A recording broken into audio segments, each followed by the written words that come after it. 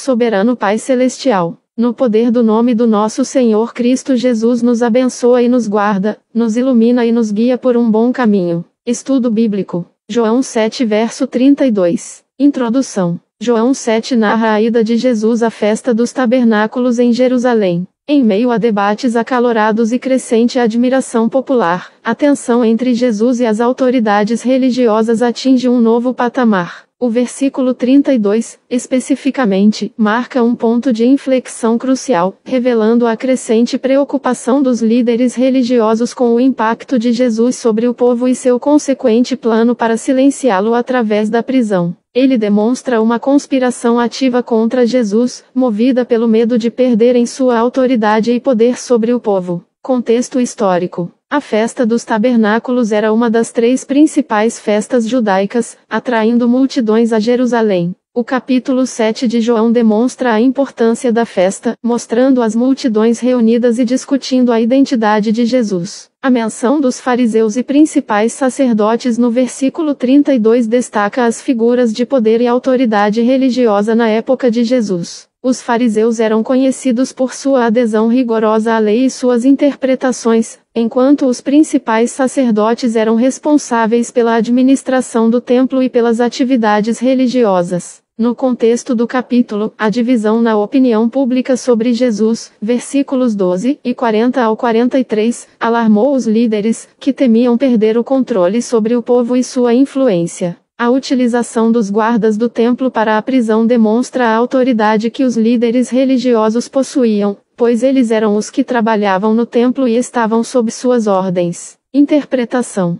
João 7 verso 32 revela a crescente oposição a Jesus por parte das autoridades religiosas. O medo e a inveja motivavam seus esforços para silenciar a verdade sobre quem Jesus era. Teologicamente, o versículo demonstra a batalha espiritual entre a luz e as trevas, entre a verdade e a mentira. A decisão de prender Jesus prenuncia os eventos que culminariam em sua crucificação, um ato que, paradoxalmente, seria o meio pelo qual a salvação seria oferecida à humanidade. Para os crentes contemporâneos, este versículo serve como um lembrete da resistência que a verdade do Evangelho pode enfrentar. A fidelidade a Cristo pode, por vezes, acarretar oposição, mas a crença em Jesus deve permanecer forte. Além disso, o versículo nos adverte contra o perigo da inveja e do medo, que podem levar à rejeição da verdade e à perseguição daqueles que a proclamam. A crença na Trindade é evidente, pois a fé em Jesus implica fé em Deus, que o enviou, e fé no Espírito Santo, que seria dado aos que crescem nele. João 7 verso 39.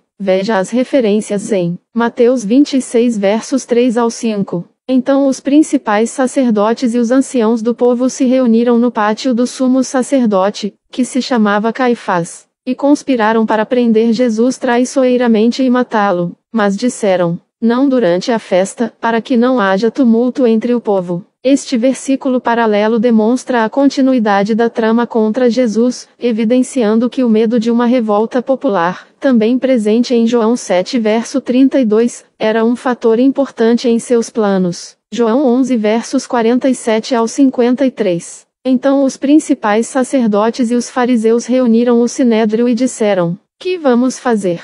Pois este homem está realizando muitos sinais. Se o deixarmos assim, todos crerão nele, e os romanos virão e destruirão o nosso lugar sagrado e a nossa nação. Mas um deles, Caifás, que era o sumo sacerdote naquele ano, disse-lhes, vocês não sabem nada, nem percebem que é melhor que um homem morra pelo povo do que toda a nação ser destruída. Daquele dia em diante, decidiram matá-lo. Este versículo oferece um contexto mais amplo sobre o medo das autoridades em relação a Jesus e os motivos políticos e religiosos por trás de sua decisão de eliminá-lo, mostrando a natureza desesperada de sua busca para manter o status quo.